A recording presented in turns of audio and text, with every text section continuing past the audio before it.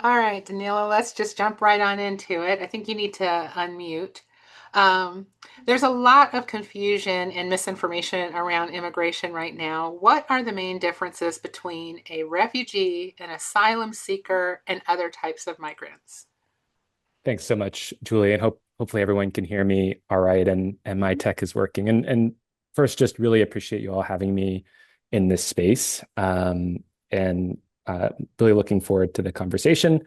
You did a wonderful job introducing me and in our work. We are one of the 10 refugee resettlement agencies that operates in the US. And we also do some of the overseas processing of refugees who are in the process of coming. And I think that is actually a good place to start in terms of the answer to your question.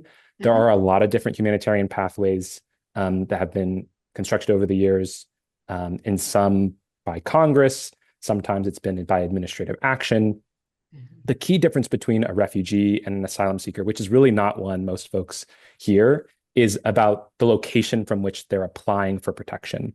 So a refugee usually is someone who has fled their first country of their host country, their country of origin, due to persecution, and has found their way to a nearby second country where they might be living in a refugee camp, where they might be living in a city, but they continue to face ongoing vulnerability.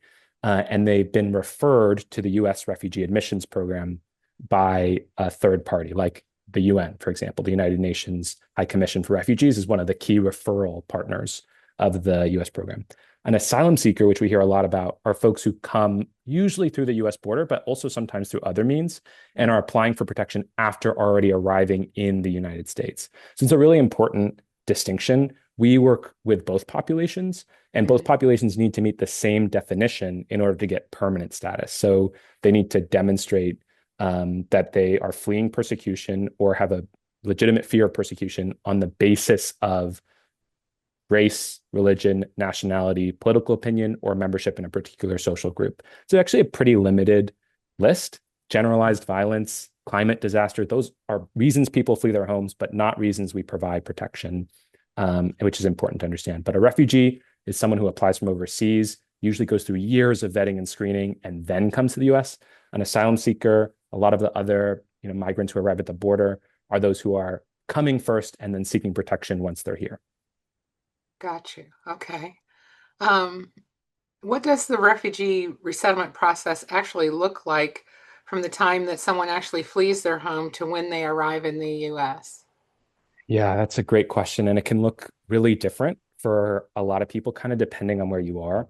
Church World Service operates some of the resettlement processing in sub-Saharan Africa. It's called an RSC, which is sort of the support system for refugees as they go through this process. And ours is based in Nairobi in Kenya. But it's a long, arduous process. Some people have called the refugee program the most vetted category of any immigrant to the United States. People go through lengthy biometric and biographic screenings, pretty intense multi-agency vetting process that can take years in some cases. There's always multiple in-person interview components.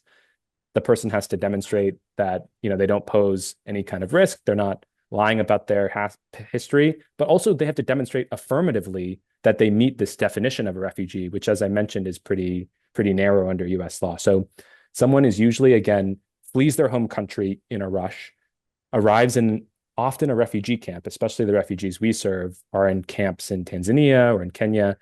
And then they can be there for years as they go through this process. And it's only a fraction of the refugees who have fled their home country who become part of the US refugee admissions program, usually because they're facing particular vulnerabilities where they are. So big families who are really vulnerable in the refugee camp itself and need what we call a durable solution or a third pathway. And that's when they're referred to our program and brought to the US. But again, that process can take a long time.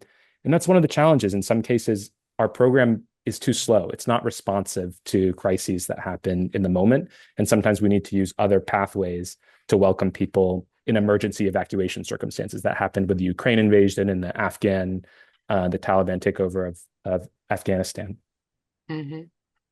So does your organization only work with getting folks into the US, or do you have other countries you work with as well? We do try, especially now, because in the current administration, the refugee program has been largely banned. There are some exceptions, Mhm. and we're trying to welcome still people who have been stuck in the backlog, and we have some litigation that's ongoing. Um, but right now we have this huge population of refugees who are kind of stranded in the pipeline.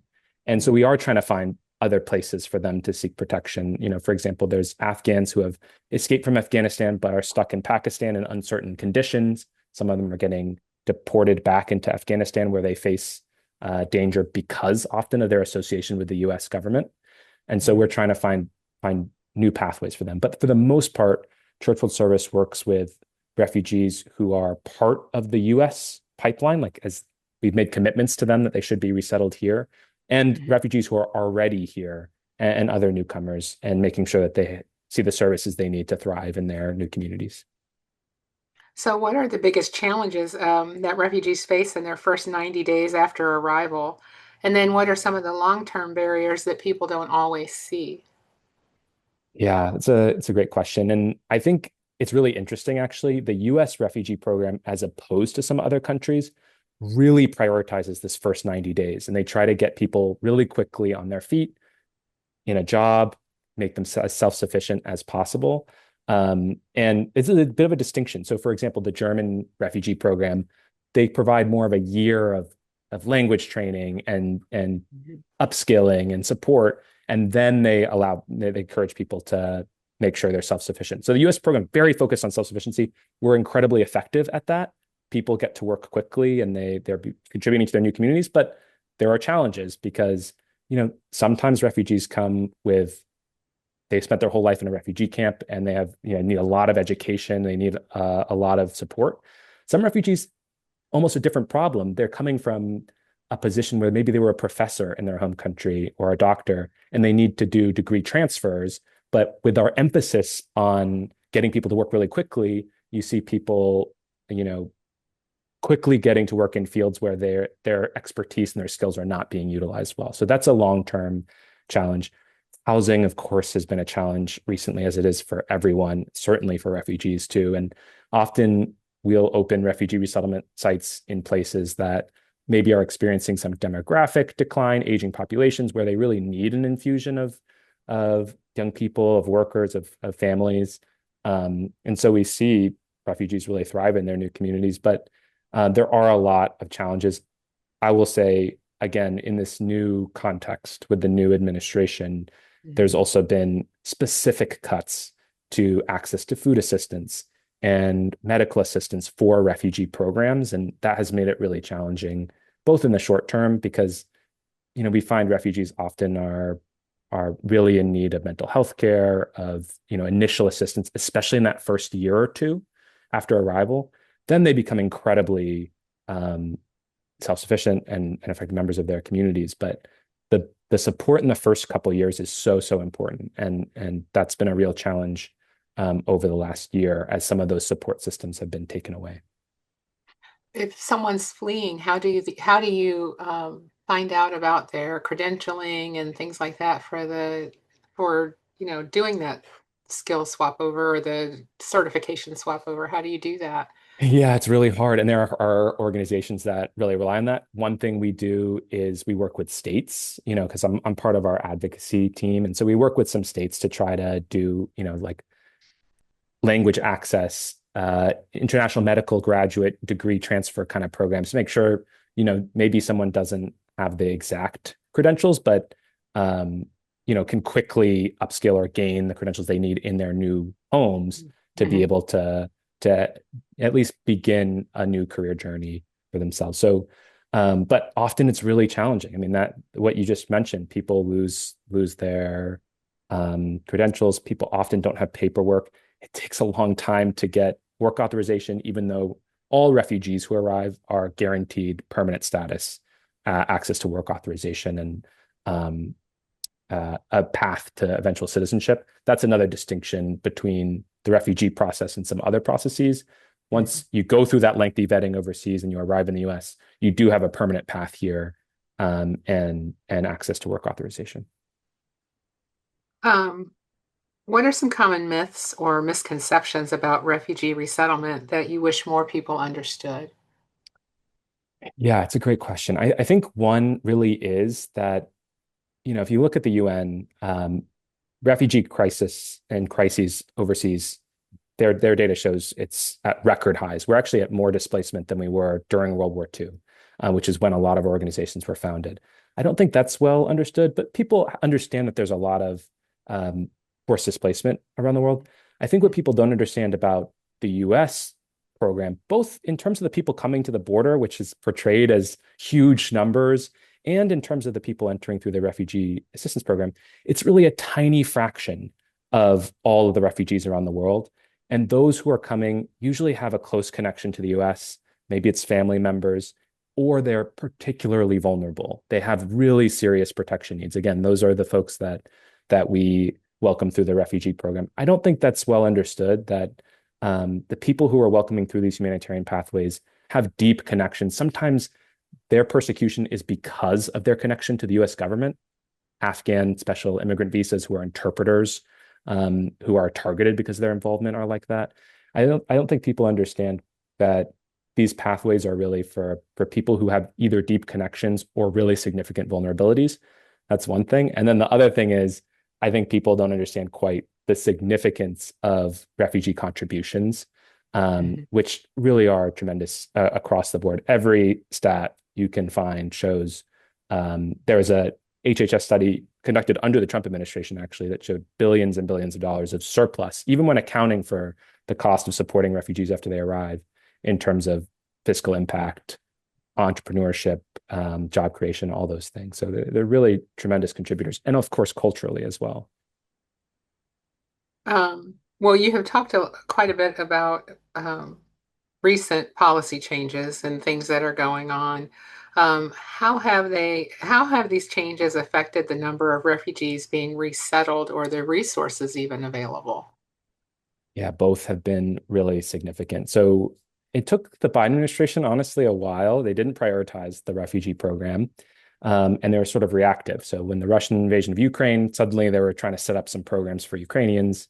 With the Mhm. Taliban taking over Kabul in Afghanistan, suddenly we were sort of reacting. But ultimately, by 2024, the program had been built up to a place where it was really quite powerful. I mean, we had resettled 100,000 refugees, which of course is only a fraction of the world's displaced, but is a really significant number. It's the most the program had resettled since the 90s. And Wow. it used to be in the 80s and 90s, even under Republican presidents, that it was a really important part of our foreign policy. We would welcome large numbers, over 100,000 refugees each year. Mhm. The Trump administration has basically paused almost all refugee resettlement. Some Afghans are getting in, and the administration has prioritized the resettlement of white South Africans, which Mhm. has been a challenging thing for us to navigate. But at the same time, there have been, for the most part, um, the pipeline has been stopped. So the refugees who are going through this years-long vetting process are largely stranded, and the administration just set a new admission ceiling, which happens every year, and they set it at 7,500. So compared to 100,000 refugees arriving last year, we're at just 7,500 for the coming year, which is the lowest in the history of the program. And again, we're even also concerned a little bit about who they're intending to welcome. Will they Mhm. bring in the folks who have been waiting for so long in the backlog and are experiencing those really significant vulnerabilities, or they choose other more political populations? So that's been a big concern for us too. Are you looking at other places or attempting other countries maybe to help with some of those folks? Yeah, I mean, it's something we're really actively considering, honestly, right now. We are engaged in litigation to try to get at least those folks, because on the refugee ban went into place on in January 20th, the day that President Trump took office. And there were around 12,000 refugees who not only were in the pipeline, but they had flights booked to the US. They had communities ready to welcome them. They were, in some cases, selling their belongings, moving, changing jobs where they were because they were ready to be resettled. That population, we're really eager to see this administration um, bring in addition Mhm. to whatever the program is now. And we are involved, as I said, in some litigation on that aspect. There's a case called Pasito versus Trump that Church World Service and others are fighting for those stranded refugees. So we do believe they can and should come to the U.S., but we recognize some folks are going to need protection elsewhere and are doing what we can as an international organization and working with some of the other international actors. I mentioned Australia, Canada, Germany have strong refugee programs that we're hopeful will support at least some of the most vulnerable folks.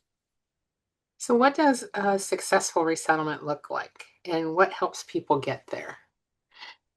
Yeah, it's a great question. I think it looks different, of course, in different places and for different people. There are so many. I know personally now from doing this work, refugees who are doing all kinds of different things.